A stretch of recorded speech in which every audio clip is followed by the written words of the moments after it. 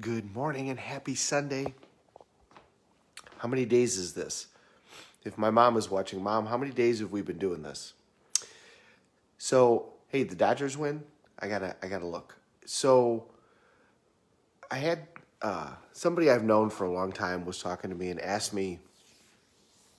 was asking me about people that we knew when we were in high school and asking me who I spent time with.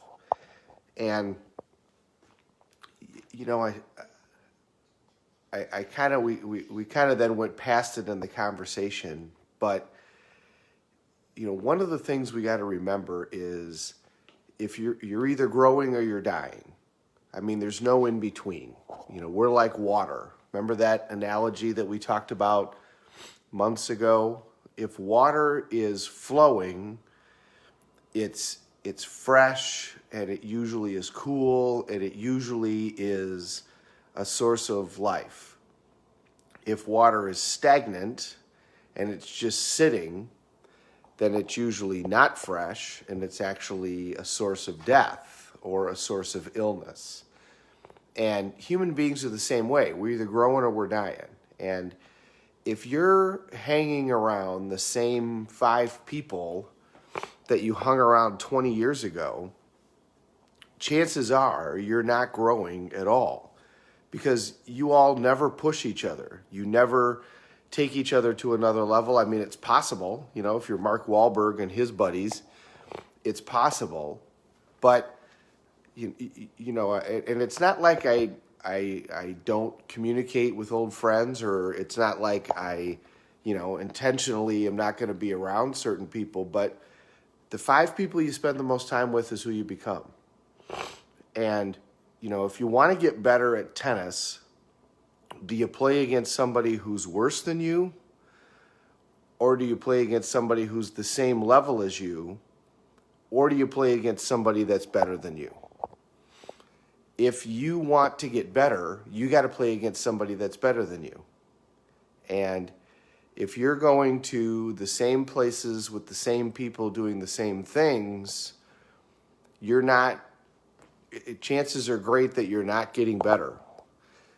One of the necessities, if you're really going to grow, is that people need to come and go in your life.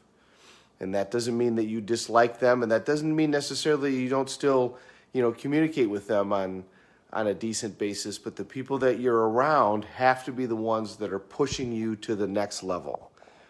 Surround yourself with people that drive you. Surround yourself with people that demand more of you than you are.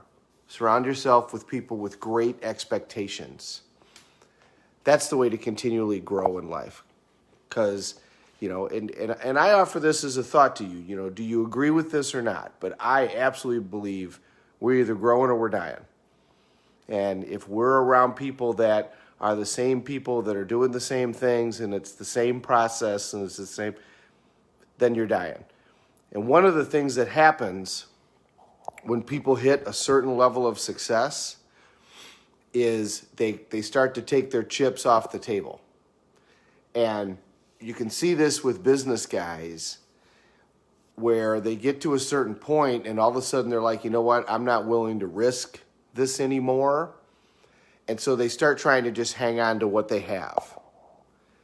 And that is a really, really, really dangerous moment because it's very easy for them to lose everything that they have. If they hit that point, they should sell and get out because they don't have the same hunger, they don't have the same drive, and they're not willing to put all those chips on the table. The reason that you shouldn't take financial advice from a millionaire is because millionaires are always scared. They get to that point and then they stop. Billionaires start out with the intention that that's where they're going to become. Elon Musk sold his first company for several $1 million, and he right away turned around and put all those chips back on the table, and then some. He risked it all over again for Tesla because he knew that he was headed to $1 billion. So he had no it didn't bother him one bit to put all those chips back on the table. Same with Walt Disney. You know, Mark Cuban did not set out to be a millionaire. He set out to be a billionaire. And I'm not saying that you have to be a billionaire by any means, but if you want advice, take advice from the people that really put it on the table. You know, anything that I'm giving you, I'm getting from other people. So, you know, we want to surround ourselves with those that push us to those next limits. So think about, for the rest of today, who do you want to spend time with over the next year? Who's the 5 that you want to spend the most time with? Who's the people that are going to drive you in every way? Physically, emotionally, psychologically, business-wise. And spending time with them doesn't mean necessarily physical proximity, which is a good thing nowadays. And they don't even have to be alive. You can read their books. You can listen to their tapes. You can even just imagine the advice that they would give you if you study who the person is and then look at their background. But consciously decide who over the next year you're going to spend time with. And make sure it's people that drive you to the next level.